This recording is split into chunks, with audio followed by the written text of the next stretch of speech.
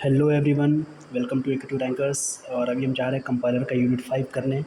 और इसमें जो जो इम्पोर्टेंट टॉपिक्स एग्ज़ाम में आ चुके हैं बस वही कवर करेंगे। तो पहला हमारा डिज़ाइन इशूज़ इन कोड जनरेटर।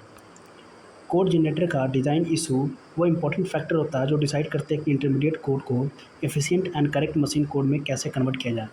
कोड जनरेटर जो हमारा एक होता है, क्या होता है, जैसे कोड जनरेटर में जो डिज़ाइन इशू होता है, एक बहुत ही इंपॉर्टेंट फैक्टर होता है, मतलब एक इंपॉर्टेंट पॉइंट होता है इसके अंदर, जो डिसाइड करता है कि जो भी इंटरमीडिएट कोड को efficiently and correct machine code में कैसे कन्वर्ट किया जाए। इसका इम्पैक्ट जो होता है फाइनल कोड की performance, size and execution speed पर पड़ता है। मतलब जो डिज़ाइन का इशू होता है उसकी वजह से क्या होता है, जो इसका जो फाइनल कोड होता है उसके ऊपर, जैसे कि उसके performance, size and execution speed पर इसका इम्पैक्ट पड़ता है। और इम्पॉर्टेंट थिंग्स क्या क्या है, इंपॉर्टेंट डिज़ाइन इशू क्या क्या है इसमें। जैसे इनपुट टू कोड जनरेटर को किस फॉर्मेट में इंटरमीडिएट कोड मिला है। जैसे जो भी कोड जनरेटर है उसको किस फॉर्मेट में जो इंटरमीडिएट कोड है हमारा मिला है, जैसे कि 3 एड्रेस कोड, सिंटैक्स ट्री, या किसके फॉर्म में उसको कोड जनरेटर मिला है। कोड जनरेटर को मतलब इंटरमीडिएट कोड मिला है। फिर दूसरा आता है टारगेट प्रोग्राम। कोड किस टाइप की मशीन के लिए जनरेट करना है, जो भी हमारा जो प्रोग्राम है वो किस टाइप की मशीन के लिए उसका कोड जनरेट करना है, जो भी टारगेट प्रोग्राम होगा, जैसे कोई भी एक लैंग्वेज ले लीजिए उसके अकॉर्डिंग। फिर आता है इंस्ट्रक्शन सिलेक्शन। हर ऑपरेशन के लिए best and efficient instruction choose करना। इंस्ट्रक्शन सिलेक्शन का मतलब, जैसे कोई भी इंस्ट्रक्शन होता है, जो भी कोई एक ऑपरेशन जो परफॉर्म कर रहा होता है, तो जो भी बेस्ट एंड एफिशिएंट होगा उसको हम चूज़ करेंगे। फिर आता है रजिस्टर एलोकेशन। लिमिटेड रजिस्टर का स्मार्ट यूज़ करना। रजिस्टर्स का मतलब पता ही होगा, जो स्टोर करता है हमारा जो भी डेटा होता है उसको। तो लिमिटेड रजिस्टर्स का, जो भी लिमिटेड रजिस्टर्स होते हैं हमारे पास, उनका बहुत स्मार्टली यूज़ करना। मतलब किसको रजिस्टर में रखना है, किसको मेमोरी में रखना है। जैसे मान लीजिए कोई प्रोग्राम है, किसको रजिस्टर में रखना है, किसको प्रोग्राम में मेमोरी में रखना है, इन सब चीज़ों को मैनेज करना। और ये जो बहुत इंपॉर्टेंट है हमारा, वो है हमारा DAG, directed acyclic graph. DAG एक तरह का क्या है, हमारा ग्राफ बेस्ड रिप्रेजेंटेशन होता है। जो भी बेसिक ब्लॉक्स होते हैं कॉमन सब एक्सप्रेशन के, उसको आइडेंटिफाई करता है एंड जो भी रिडंडेंट कंप्यूटेशन को रिमूव करता है। रिडंडेंट का मतलब होता है जो भी हमारा रिपीट करता है उसको ये रिमूव करता है। यूज़ कहाँ कहाँ होता है, जो भी एक्सप्रेशन दिया जाता है उसको सिंप्लीफाई करता है। कॉमन सब एक्सप्रेशन एलिमिनेशन, जो भी कॉमन सब एक्सप्रेशन, मतलब जैसे कि मान लीजिए ऐसे दिया हुआ है प्लस, और यहाँ भी ए है, यहाँ बी है, फिर यहाँ पे ऐसे दे दिया हुआ है इनटू, और यहाँ पे भी ए है।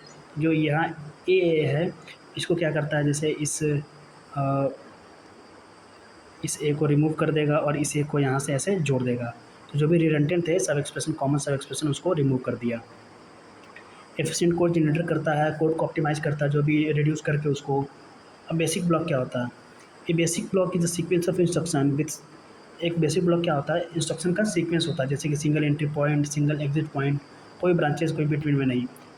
Given this basic block T1 equal to A plus B, T2 equal to.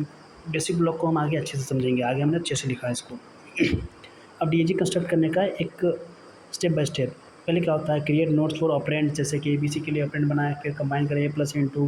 जैसे मान लीजिए कि डीएजी कैसे बनता है, जैसे मान लीजिए हमारे पास यहाँ पे एक दिया हुआ है, एक एग्जांपल लेते हैं। जैसे मान लीजिए कि दिया हुआ है A प्लस बी माइनस, एक मिनट, ए प्लस बी माइनस सी, और यहाँ पर लिख लेते हैं इंटू ए। अगर इसका डीएजी बनाना है तो हम पता क्या करेंगे, पहले 3 एड्रेस कोड में इसको कन्वर्ट करेंगे। 3 एड्रेस कोड में कन्वर्ट करेंगे तो जो हमारा ये पहले ब्रैकेट में है, जैसे मान लीजिए कोई एक ले लिए वेरिएबल T1 के अंदर डाल दिए हम बी माइनस सी। अब T2 के अंदर डाल देंगे क्या, देखिए ई पूरा हमारा क्या हो गया, T1 हो गया। तो ए प्लस T1 कर सकते हैं, तो T2 में हम डाल दिए ए प्लस T1, ए प्लस T1 कर दिए। अब क्या करेंगे फिर, जैसे अब मान ली ये हमारा पूरा क्या होगा, ये पूरा हमारा T2 हो गया। देखो T2 के अंदर क्या है, ए प्लस T1 हमारा क्या है, बी माइनस सी है। अब एक और वेरिएबल लेंगे T3 equal to A into T2, क्योंकि T2 तो ये पूरा हो गया, T2 इंटू ए। अब T3 के अंदर हमारा आ गया, ये 3 कोड जनरेटर में कन्वर्ट हो गया, 3 एड्रेस कोड में कन्वर्ट हो चुका है। अब इसका जो हम बनाएंगे डीएजी, वो कैसे बनेगा, सबसे पहले जैसे हम ले लेंगे माइनस, यहाँ पे ले लेंगे हम ऐसे माइनस, और यहाँ से बी, और यहाँ से सी। फिर यहाँ से क्या था, इनटू में यहाँ से ए था, इनटू में ए था, फिर यहाँ से प्लस में ए था। तो ये जो भी हमारा बना, ये कंप्लीट डीएजी नहीं है। डीएजी क्या कहता है कि जो भी रिपीट कर रहे होते हैं सब एक्सप्रेशन, उसको हमको रिमूव करना होता है। तो हम क्या करेंगे, जैसे जो ऐसे लिखा हुआ है, तो इसको जैसे सिंपली इस ए को हटाए और इस ए को यहाँ इस प्लस से जोड़ दिए। अब हमारा जाके कंप्लीट डीएजी बन गया है। किस किस एक्सप्रेशन के लिए, ए प्लस ए इंटू पी माइनस सी। बहुत ही ईजी है, कुछ नहीं करना, 3 एडर्स को करते जाना, उसको सॉल्व कर देना। अब बेनिफिट क्या है डीएजी के, डुप्लीकेट एक्सप्रेशन को रिमूव करता है। अभी जैसे बताया कि डुप्लीकेट जो एक्सप्रेशन होता है रिमूव करता है, कोड को ऑप्टिमाइज करता है। जाहिर सी बात है, जब डुप्लीकेट एक्सप्रेशन हमारे रिमूव हो गए तो कोड को ऑप्टिमाइज करेगा ही। और ये बहुत इंपॉर्टेंट टॉपिक है एग्ज़ाम, इसमें कम थ्योरी है और इसी में से ये लूप ऑप्टिमाइजेशन आता है। लूप ऑप्टिमाइजेशन क्या होता है, देखिए एक तरीके से मुझे लूप ऑप्टिमाइजेशन मतलब कोड ऑप्टिमाइजेशन टेक्निक होता है। कोड ऑप्टिमाइजेशन मतलब होता है जो भी कोड की जो एफिशिएंसी होती है उसको फास्ट कर देना। जैसे देखिए यहाँ पर पढ़िए क्या लिखा हुआ है, लूप ऑप्टिमाइजेशन एक कोड ऑप्टिमाइजेशन टेक्निक होती है जो कंपाइलर के कोड जनरेटर फेज में परफॉर्म की जाती है। कंपाइलर का जो कोड जनरेटर होता है उसके अंदर परफॉर्म की जाती है। इसका मेन गोल होता है जैसे लूप के एग्जीक्यूशन टाइम को रिड्यूस करना। जैसे मान लीजिए कि कोई लूप है 5 सेकंड ले रहा है एग्जीक्यूट करने में, तो लूप ऑप्टिमाइजेशन से करके क्या करेंगे, उसको 2 सेकंड या 3 सेकंड में करेंगे। प्रोग्राम को फास्ट बनाता है, रिपीटेड ऑपरेशन को एलिमिनेट करता है, मतलब जो भी लूप के अंदर है जो चीज़ रिपीट हो रहा है उसको ये क्या करता है, रिमूव करता है। ये ऑप्टिमाइजेशन लूप के अंदर होने वाले ऑपरेशन को फोकस करता है। मतलब ये जो लूप ऑप्टिमाइजेशन होता है, जो लूप के अंदर जो ऑपरेशंस होते हैं, जैसे लूप के अंदर नहीं करते हैं, जैसे लिखते हैं, जैसे मान लीजिए for int I equal to ये, और इसके अंदर जो भी ऑपरेशन होता है यहाँ पे, ये इस पे फोकस करता है। क्योंकि लूप्स यूजुअली कोड का मोस्ट टाइम कंज्यूमिंग होता है। क्योंकि देखिए जैसे मान लीजिए कि यहाँ पे लिखा हुआ है ऐसे, फॉर आई इक्वल टू 0 से लेके I is less than equal to N, और एन मान लीजिए कि एन 100 दे दिया, तो ये कहाँ तक चलेगा, 100 टाइम तक चलेगा। तो वही चीज़ है कि सब ये वाला जो पॉइंट कह रहा है कि जो लूप्स है हमारा, ये वाला जो पॉइंट है, लूप यूजुअली कोड का मोस्ट टाइम कंज्यूमिंग पार्ट होता है, मतलब बहुत ज़्यादा टाइम लेता है ये, specially in program with large iteration. जैसे बता दिए कि आई इक्वल टू 1 से लेकर 100 तक चलना। कुछ कुछ कॉमन लूप ऑप्टिमाइजेशन टेक्निक है, जैसे कि ये लूप इनवेरिएंट कोड मोशन, और ये जो ये सारा इंपॉर्टेंट है, ये सब पीवाईक्यू में पूछा हुआ है। कोड मोशन क्या होता है, कोड मोशन क्या होता है, जैसे अगर कोई कैलकुलेशन लूप के अंदर है लेकिन उसका रिजल्ट हर इटरेशन में सेम ही आ रहा है, तो उसको क्या करते हैं, कंपाइल उसके लूप को आउटसाइड ले आता है। इसको आगे एग्जांपल्स देखेंगे क्या होता है। अब लूप अनरोलिंग पढ़ लेते हैं। लूप अनरोलिंग भी बहुत इंपॉर्टेंट है। लूप के इटरेशन को मैनुअली या ऑटोमेटिकली एक्सपेंड कर देते हैं ताकि लूप कंट्रोल ओवरहेड कम हो जाए। लूप अनरोलिंग क्या करता है, जो भी लूप के जो इटरेशंस होते हैं, जैसे इटरेशन 1 इटरेशन 2 जो होता है, उसको मैनुअली या ऑटोमेटिकली एक्सपैंड कर देता है, मतलब बढ़ा देता है, ताकि लूप कंट्रोल ओवरहेड कम हो जाए। जो भी जो लूप का कंट्रोल ओवरहेड है वो रिड्यूस हो जाए। अब स्ट्रेंथ रिडक्शन क्या है, इसको भी आगे पढ़ते हैं। बस इसका जो ओवरव्यू वो ले लीजिए। क्या करते हैं, जो भी एक्सपेंसिव ऑपरेशंस होते हैं जैसे कि इनटू, डिवीज़न, एक्सपोनेंशिएशन जो वाला होता है, वो जो भी होता है उसको क्या करता है, चीप ऑपरेशन से रिप्लेस कर देता है, जैसे प्लस माइनस इन सब चीज़ों से। इसके अंदर आता है loop fusion and loop fusion. Fusion को पता ही होगा कि 2 सिमिलर लूप्स को मर्ज करना, और जैसे आपने पढ़ा होगा वो न्यूक्लियर फ्यूज़न, न्यूक्लियर फ्यूज़न। तो उसमें क्या होता था कि जैसे जो भी 2 एटम्स होते थे उसको मिला देते थे, जो भी मॉलिक्यूल्स होते हैं उसको मर्ज करते थे। फ्यूज़न में क्या होता है, जो भी 2 लूप्स होते हैं, जो भी सिमिलर लूप्स होते हैं उसको मर्ज कर देते हैं, ताकि जो मर्ज करते हैं ताकि जो रिड्यूस लूप ओवर जो लूप का जो ओवरहेड है वो रिड्यूस हो जाए।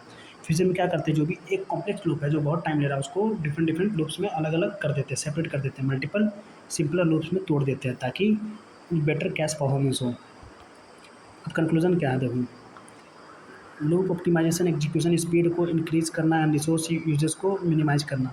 ये क्या करता है, जो भी एग्जीक्यूशन स्पीड है उसको इंक्रीज़ कर देता है, जो भी रिसोर्स का यूज़ हो रहा है उसको कम कर देता है।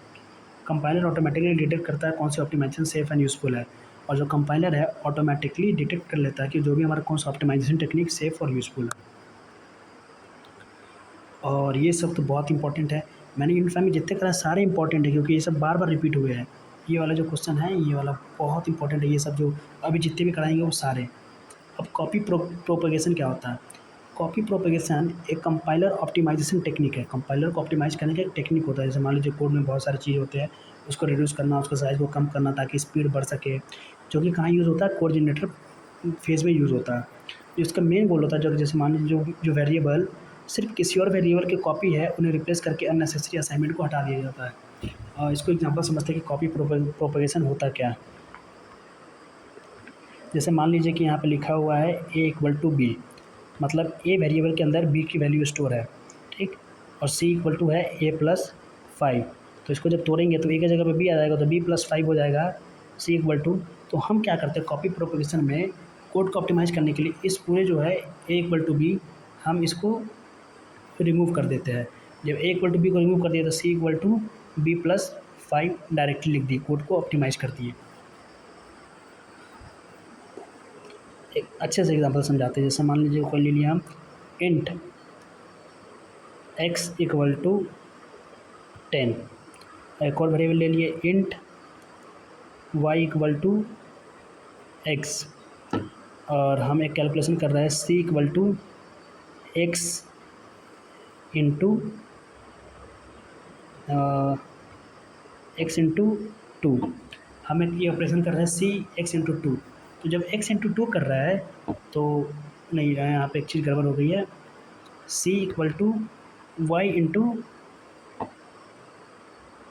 Y into y into two कर रहा है, और y के अंदर क्या था, x था, और x की वैल्यू क्या थी, 10 थी। तो हम क्या करेंगे, इस y इंटू एक्स वाला जो है इसको रिमूव करेंगे, तो c इक्वल टू सीधा हमारा हो जाएगा x इंटू टू। तो जो ये वाला कोड था ये हट गया, हटने के बाद सीधा क्या हो जाएगा, c इंटू 10 इंटू टू। हम यहाँ से डायरेक्ट कंप्यूट कर लेंगे। अब ऐसा होता तो पता है क्या होता है, एक स्टेप इसमें और बढ़ जाता है। जैसे x की जगह पे पहले जैसे अगर यहाँ पे y रहता तो y की जगह पे x आता, फिर x के बाद ये आता, मतलब ये 3 स्टेप में होते हैं। अगर इसको हटा देंगे तो ये सिर्फ यहाँ से 2 ही स्टेप में कंप्लीट हो जाएगा। तो कोड को ऑप्टिमाइज़ कर दिया। अब वर्किंग क्या है, ट्रैक अब कैसे कैसे काम करता है। पहले करता है कि कौन सा असाइनमेंट ट्रैक करना है, मतलब जो कॉपी हो रहा है, फिर उसको कॉपीज़ को जब भी उसके जो कॉपीज़ होते हैं उसको प्रोपेगेट करता है, मतलब चेंज कर देता है, और उसके बाद रिमूव कर देता है रिडंडेंट असाइनमेंट को। ये भी इंपॉर्टेंट है, डेड कोड एलिमिनेशन। देखिए डेड कोड एलिमिनेशन का मतलब है, जैसे मान लीजिए कि ये भी एक कंपाइलर का ऑप्टिमाइजेशन टेक्निक ही होता है, जिसमें ऐसे कोड को रिमूव किया जाता है जो कभी एग्जीक्यूट नहीं होता। जैसे मान लीजिए कि आपने जब प्रोग्रामिंग की होगी तो उसमें बहुत सारे ऐसे कोड होते हैं जो कोई मतलब नहीं होता, मतलब वो लाइन तो लिख देते हैं, मतलब नहीं होता, लेकिन फिर भी वो क्या करता है, जो भी कोड का जो टाइम है, एग्जीक्यूशन टाइम, उसको बढ़ा देता है उसकी वजह से। जैसे मान लीजिए कि यहाँ पे ये है a इक्वल टू 5 है और a इक्वल टू 7 है, प्रिंट a कह रहा है। तो या तो अब देखिए यहाँ पे कन्फ्यूजन भी हो रहा है कि कौन सा करना है कौन सा नहीं करना है, और डेड कोड मतलब कोई एक ही प्रिंट होगा। जैसे मान लीजिएगा a इक्वल टू 5 ले लिया, तो 7 तो लेगा नहीं, तो 7 तुम क्या करेंगे, 7 को रिमूव कर देंगे। तो यहाँ मान लीजिए here 7 is not use, we will remove a equal to 5, तो रिमूव कर दिए a इक्वल टू 7 को। अगर a इक्वल टू 7 होता है तो 5 को रिमूव कर देंगे। कुछ नहीं करना, जो अननेसेसरी कोड है, जैसे मान लीजिए x इक्वल टू 10 लिखा है और y इक्वल टू 20 लिखा है, और हम प्रिंट कर रहे हैं किसको, प्रिंट कर रहे हैं y को, तो x तो यूज़ हुआ ही नहीं, तो ये हमारा डेड कोड हो गया। तो इसको क्या करेंगे, हम x को रिमूव कर देंगे। तो बस ये 2 लाइन हो गया, 3 लाइन का कोड था, 2 लाइन में हो गया। अब कंपाइलर एग्जीक्यूट करेगा तो इसको भी देखेगा, इसको भी देखेगा, इसको भी देखेगा, तो टाइम लग जाएगा। इसलिए हम इसको हटा दिया ताकि इस दोनों पे ही काम हो जाए पूरा, और कोड का एफिशिएंसी में बढ़ जाए। अब कोड मोशन, जो हम पिछले बात कर रहे थे उसको अच्छे से समझते हैं। कोड मोशन क्या होता है, एक लूप ऑप्टिमाइजेशन टेक्निक है। ये हमारा एक लूप ऑप्टिमाइजेशन टेक्निक होता है, जिसमें ऐसे कोड जो बार बार रिपीट होता है। जैसे मान लीजिए लूप के अंदर जैसे यहाँ पे है, अब देखिए यहाँ पे एक लूप है, अब लूप है, लूप के अंदर देखिए एक ये एक्सप्रेशन लिखा हुआ है, एक एक्सप्रेशन लिखा होगा। तो लूप का जो काम हो रहा है सिर्फ इस एक्सप्रेशन में हो रहा है, क्योंकि array of I equal to Y plus I कर रहा है, मतलब जब आई की वैल्यू बढ़ेगी तो एरे के अंदर वाई प्लस के साथ उस हर एक इंडेक्स पे बढ़ती जाएगी। लेकिन देखिए वाई इक्वल टू जो ए इंटू बी है, मान लीजिए कि यहाँ पे दिया हुआ है int a equal to 10, B equal to 10, तो लूप के अंदर है, तो हर बार जो वाई की वैल्यू आएगी वो 10 इंटू 20 ही आएगी, मतलब 200 आएगी वाई की वैल्यू हमेशा, मतलब n तक चलेगा। मान लीजिए अगर n 10 है तो 10 बार चलेगा, और 10 बार 200 ही वैल्यू आएगी। जब सेमी वैल्यू आ रहा है तो हम इसको क्या किए, जब आफ्टर कोड मोशन, जब कोड मोशन कर दिए इसके अंदर, तो ये वाई इंटू वाई प्लस मतलब इसको कोड के बाहर रख दिए, क्योंकि लूप का इसका इसमें यूज़ हो नहीं रहा है, लूप का यूज सिर्फ इसमें हो रहा है, तो हम यहाँ पे रख दिए।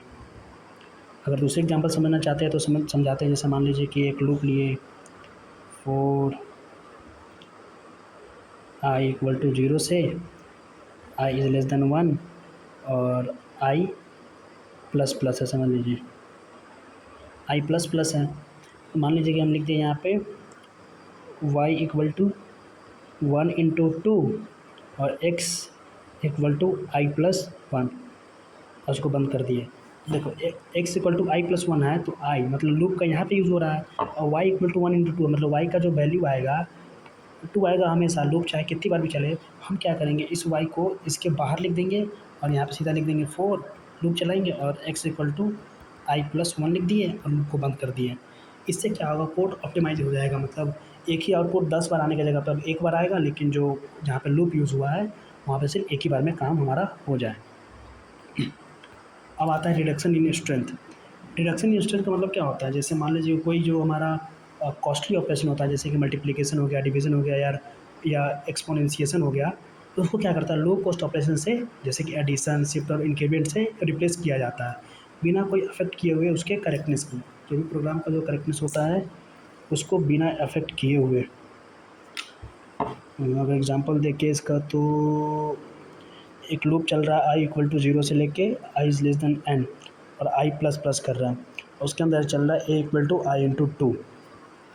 तो यहाँ पे है हमारा आई इंटू 2, तो ये हमारा एक कॉस्टली हमारा ऑपरेटर है। तो जब इसका रिडक्शन ने स्ट्रेंथ किए तो टी इक्वल टू 0 ले लिए, लूप चला दिए, लूप चलने के बाद ए इक्वल टू टी ले लिया, t equal to t plus 2 कर दिया, मतलब प्लस से चेंज कर दिए।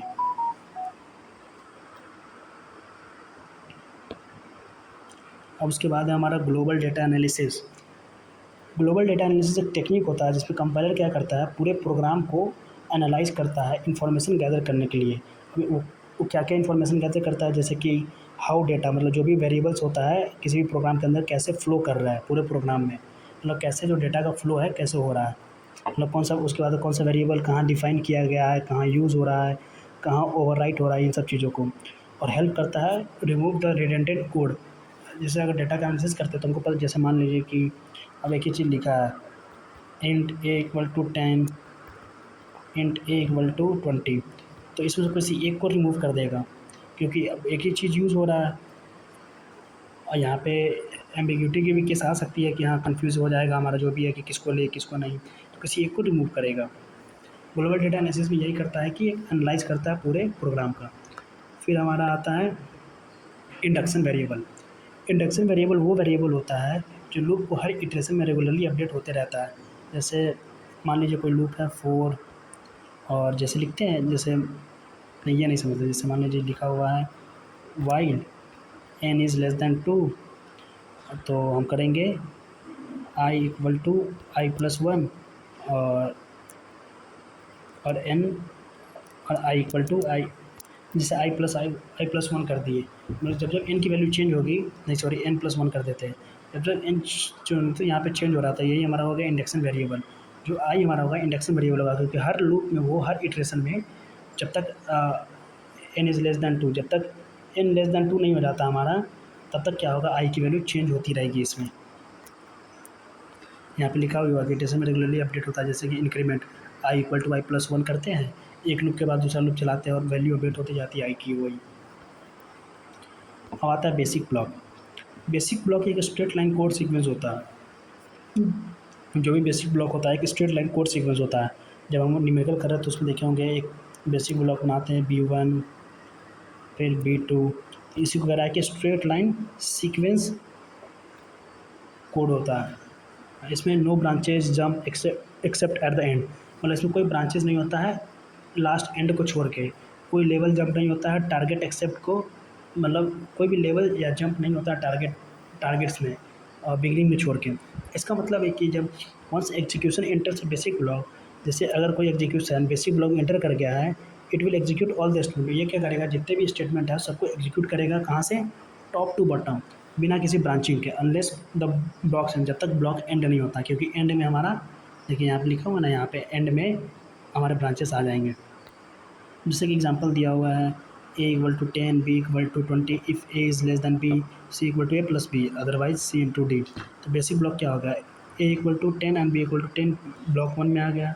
फिर यहाँ से जब कंडीशन आ गया हमारा इफ़ एल्स वाला, इफ़ में एक ले लिए, तो इफ़ जब सी जैसे if a equal to b आएगा तो ब्लॉक 3 में हमारा ये वाला एग्जीक्यूट होगा, ब्लॉक 4 में अगर नहीं हुआ तो ये वाला होगा। अब हमारा control flow graph CFG। Control flow graph एक ग्राफिकल रिप्रेजेंटेशन होता है।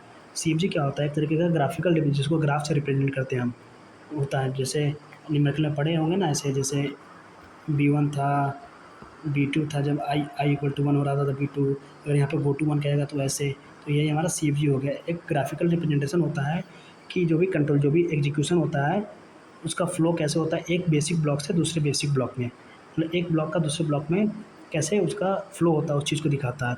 अब कैसे कंपोनेंट है इसके, जैसे नोड बेसिक ब्लॉक्स को दिखाता है, जो हमारा नोड्स होता है ये क्या करता है, बेसिक ब्लॉक को दिखाता है। और एज क्या दिखाता है, फ्लो ऑफ कंट्रोल को दिखाता है कि कहाँ जा रहा है। अब इसका इंपॉर्टेंस क्या क्या है, लूप डिटेक्शन को, जैसे लूप को डिटेक्ट करता है, जो भी डेट कोड होता है उसको डिटेक्ट करता है, जो भी डेटा फ्लो होता है उसका वो एनालिसिस करता है।